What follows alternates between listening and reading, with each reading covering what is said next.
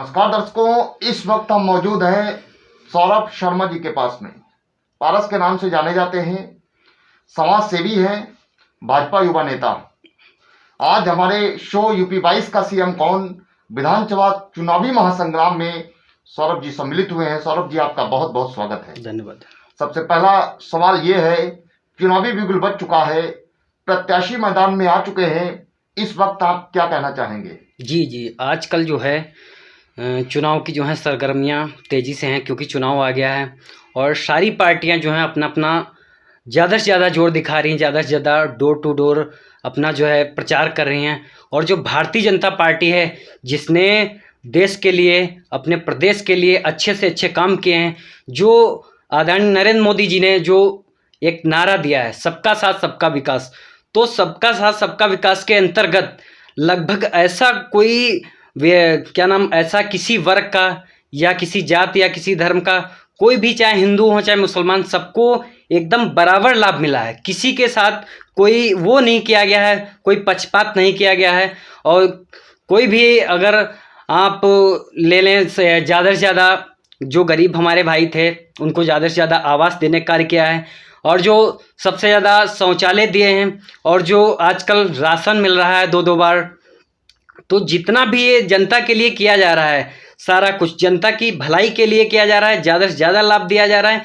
और सबको जो है किसी के साथ पक्षपात ना करके, किसी भी वर्ग का व्यक्ति को हो, सबको बराबर लाभ दिया जा रहा है। इसी सोच, ईमानदार और काम दमदार के वजह से जो है भारतीय जनता पार्टी पूर्ण समर्थन के साथ, पूर्ण बहुमत के साथ फिर से अपनी सरकार बनाएगी।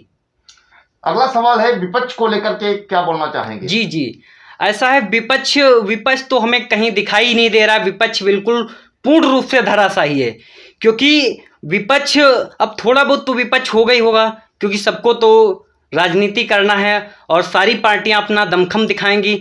बाकी विपक्ष हमारे हिसाब से कोई दिखाई नहीं दे रहा, क्योंकि विपक्ष वो लोग करते हैं जिनको गवर्नमेंट में दलाली करना है, मकारी करना है या भ्रष्टाचार फैलाना है, वो लोग विपक्ष करते हैं। विपक्ष बिल्कुल 1 भी % हमें कहीं विपक्ष दिखाई ही नहीं दे रहा है। सौरभ जी, आपने बसपा सरकार देखी, सपा सरकार भी देखी, भाजपा सरकार इस समय है, तो तीनों में देखा जाए तो बेस्ट आपको कौन लगी और क्यों? जी, एक्चुअली ऐसा है, बसपा सरकार भी थी, सपा सरकार भी थी, इस समय जो है भारतीय जनता पार्टी की सरकार है।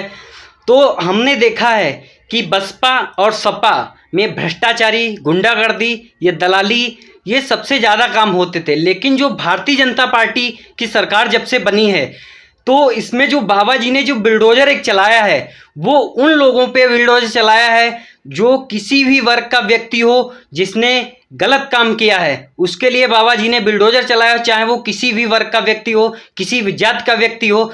जो गलत है वो हर आदमी के लिए गलत है, और जितना भी गवर्नमेंट करती है हमारी जनता के लिए ज़्यादा से ज़्यादा अच्छा काम करती है।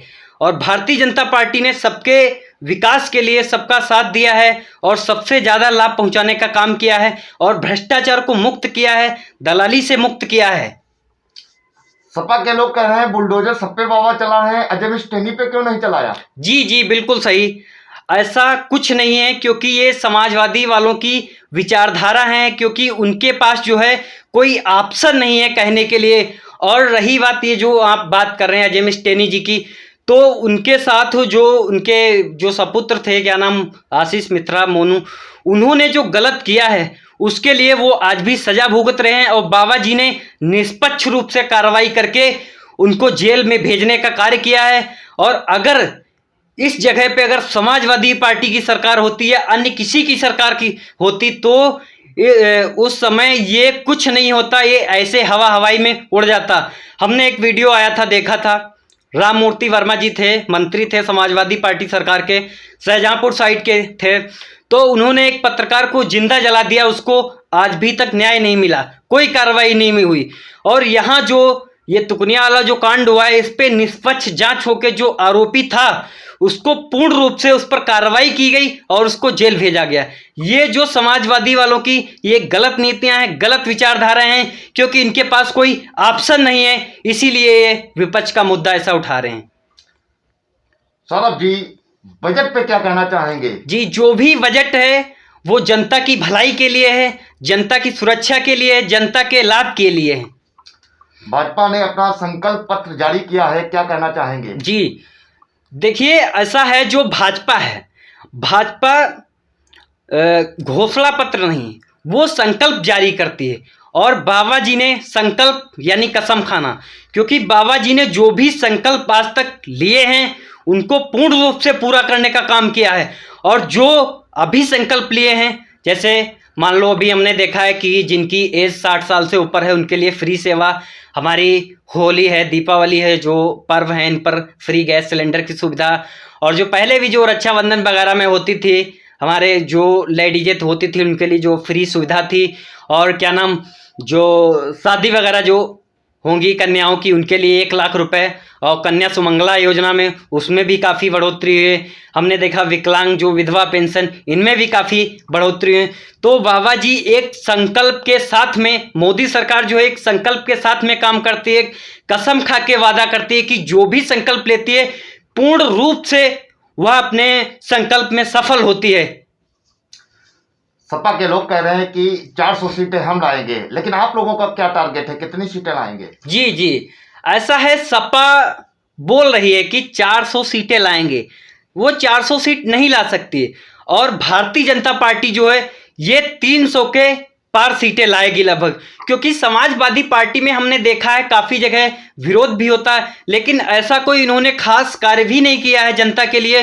क्योंकि हमने देखा है काफ़ी सोशल मीडिया पे कि लोग डालते हैं कि नई सपा है, नई हवा है, ऐसा कुछ नहीं है। वो पता है, वो वही सपा है जिस पे जनता खपा है, और जनता जानती है, जनता जिम्मेदार है, जनता का एक एक वोट, एक एक मत उसके जीवन का उसके जीवन की सफलता पे निश्चय करता है कि वो किस टाइप से अपना मतदान करेगा। और जो अपना मतदान करेगा वो सोच समझ के मतदान करेगा। और जनता ने मूड बना लिया है अपना कि हमें कहाँ पे मतदान करना है, कहाँ पे नहीं करना है। अब कोई भी पार्टी कितना भी दबाव डाले, लेकिन जो जनता माइंड में रख लिया है, जो चीज़ जनता ने माइंड में रखा है वो वोट वही करेगी। उसको पता भी है कि हमें कहाँ वोट करना है, कहाँ से हमारा लाभ है, कहाँ से हमारे बच्चों का भविष्य है।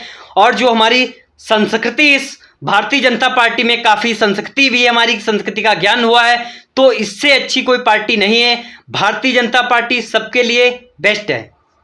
पारस जी, हम एक बात और कहना चाहेंगे। सपा के लोग कह रहे हैं कि जब चुनाव आता है तो भाजपा सरकार मंदिर मस्जिद की राजनीति करती है, क्या कहना चाहेंगे इस पे? जी जी, ऐसा नहीं है, ये तो एक निजी विचारधारा है लोगों की, क्योंकि हम किसी के माइंड को डिबेट नहीं कर सकते, क्योंकि हर आदमी का माइंड अलग अलग होता है। कोई कुछ बोलेगा, कोई कुछ बोलेगा। और बात रही राम मंदिर की, तो देखो राम मंदिर इतने सालों से अभी नहीं बन पाया। अखिलेश यादव जी का एक हमने वीडियो देखा था, उन्होंने कहा हमारी अगर सरकार होती हम 1 महीने में मंदिर बना के तैयार कर देते। उनकी सरकार काफ़ी बार आई, 5 साल 17 से पहले 12 से 17 तक उनकी सरकार थी, क्यों नहीं उन्होंने राम मंदिर बनाया? उन्होंने आज तक राम मंदिर नहीं बना पाया। और ये भारतीय जनता पार्टी की ताकत थी जो कि राम मंदिर का निर्माण करवाने में सक्षम है। राम मंदिर का निर्माण हो रहा है और इसमें कोई विपक्ष का वो मुद्दा ही नहीं है। वो तो भारतीय जनता पार्टी भाई अपने काम पे वोट मांग रही है, उसने अच्छा काम किया है, उसने लोगों की भलाई की है। आखिरी सवाल है, यूपी खबर के माध्यम से इस वक्त चुनाव को दृष्टिगत रखते हुए जनता को क्या सलाह देना चाहेंगे? जी, यूपी खबर के माध्यम से मैं अपनी जनता को, मैं अपने प्यारे देशवासियों, क्षेत्रवासियों, ग्रामवासियों, सभी से मैं यही अपील करना चाहता हूं कि जो भारतीय जनता पार्टी है ये एक देश हित, एक राष्ट्र हित में काम कर रही है और हम लोगों के भविष्य के लिए, उज्जवल भविष्य के लिए अच्छे से अच्छे काम कर रही है। जो हमारी आने वाली पीढ़ी है, जो हमारे बुजुर्ग हैं, माता बहन हैं, माता हैं, बहनें हैं, भाई हैं, तो सबके लिए जो है अच्छा से अच्छा काम कर रही है। और हम लोगों से हमारी ये अपील है सभी क्षेत्रवासियों की, ज़्यादा से ज़्यादा अपना मतदान करें। हम देखते हैं कि काफ़ी कम मतदान रह जाता है, क्योंकि मतदान ज़्यादा से ज़्यादा होना ये जनता के लिए ही अच्छा है। और ज़्यादा से ज़्यादा आप लोग सभी लोग भारतीय जनता पार्टी को ज़्यादा से ज़्यादा मतदान करें, पूर्ण बहुमत की सरकार बने और बाबा जी योगी जी की सरकार, फिर से योगी जी 2022 में मुख्यमंत्री बने और आदरणीय यशस्वी प्रधानमंत्री मोदी जी उनको भी देखकर वोट दें। मोदी और योगी को देखकर ज़्यादा से ज़्यादा जनता वोट दे रही है, क्योंकि उन लोगों ने अच्छा काम किया है और अपने काम के दम पर वो वोट लेंगे, ना कि किसी के गुंडागर्दी या दलाली या किसी को बहकावे में। सभी से अपील है कि किसी के बहकावे में नहीं आना है। हम लोग भारतीय जनता पार्टी को ज़्यादा से ज़्यादा बहुमत देकर भारी मतों से विजयी बनाएं और योगी जी को पुनः सरकार मुख्यमंत्री बनाएं। दर्शकों, अभी आप सौरभ शर्मा को सुन रहे थे, जिन्होंने भाजपा सरकार के द्वारा जो भी योजनाएं लॉन्च की गई उसके बारे में बाखूबी बताया और विपक्ष में भी काफी कुछ तंज कसा।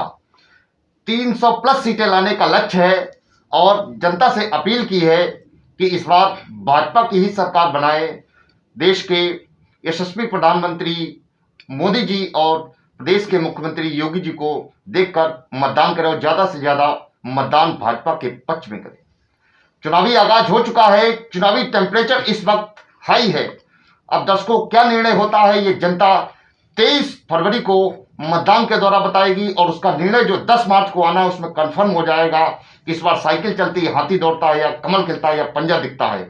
इसी के साथ कैमरा पर्सन कैलाश चक्रवर्ती के साथ मनीष शर्मा, यूपी खबर लखीमपुर खीरी।